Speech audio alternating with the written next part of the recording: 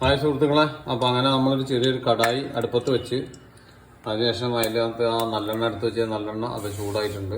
അപ്പോൾ നമ്മൾ കുറച്ച് കടുക് അതിനകത്തോട്ട് ഇട്ട് കൊടുക്കുന്നു.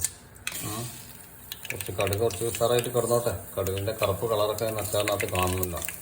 അപ്പോൾ കുറച്ച് കടുക് ഇട്ട് കടുക് പൊട്ടി വരുന്നുണ്ട്. അപ്പോൾ നമ്മൾ ചെറുതായി തീയൊക്കെ ഒന്ന് കുറച്ച് വയ്ക്കുന്നുണ്ട്. അതിനുശേഷം നമ്മൾ അതിനകത്തോട്ട് കുറച്ച് കറിവേപ്പില.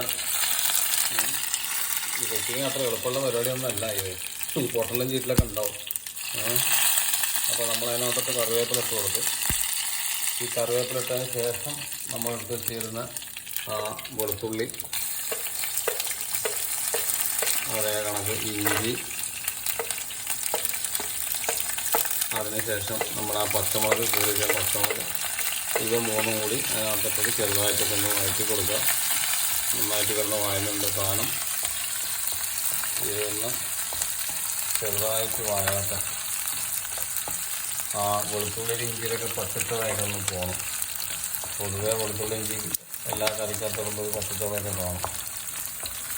വളരെ കലാപരമായിട്ട് മനസ്സിൽ സിംഗിള് ഞാനൊക്കെ പാട്ടൊക്കെ പാടി കൊണ്ടെങ്കിൽ ഇങ്ങനെ ഇളക്കി കൊടുക്കുക പതുക്കെ. കുക്കിംഗ് ഒരു കലയാണ്, പക്ഷെ അതിനെ കൊല ചെയ്യരുത്. എന്നെപ്പോലത്തെ ആൾക്കാർ ഇപ്പോൾ അതാണ് ചെയ്തുകൊണ്ടിരിക്കുന്നത്. എന്താണ് നമ്മളെ ഗ്രൂപ്പിൽ എന്നാലെങ്കിലും ഒരു ഒച്ചയനക്കൊക്കെ ഉണ്ടാവട്ടെ എന്ന് കരുതിക്കൊണ്ടാണ് ഇവരെ പണിക്കൊക്കെ നിൽക്കുന്നത് കേട്ടോ.